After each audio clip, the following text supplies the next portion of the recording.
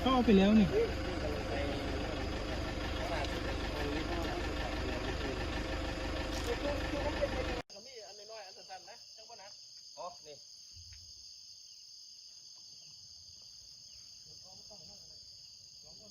ที่นั่นถูกว่าแต่เขาขึ้นจะเป็น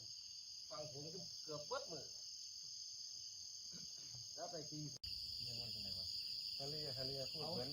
ทหารเรือเลยนะทะเลตกไปของคุณแสดงว่าเราท่าในการเราต้องเบิดต้องทหารเรือเท่านั้นเลยคุณทางประเทศเนาะทั่วประเทศเนาะ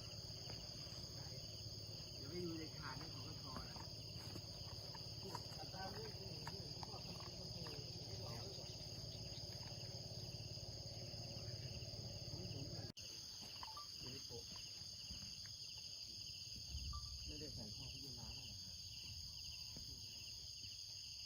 ได้เกือบจะปูว่ะเพื่อนทีมงานในพื้นที่นั่นแหละ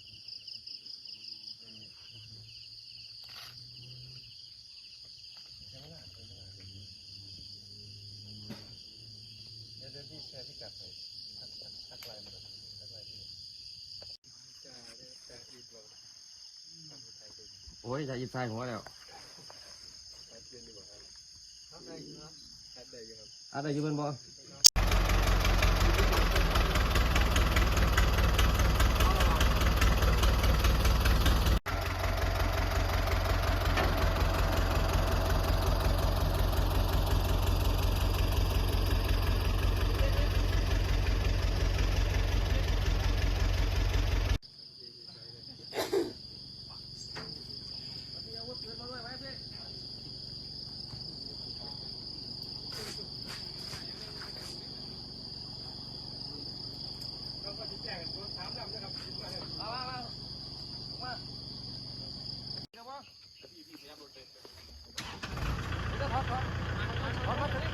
ถอดสลิงก่อน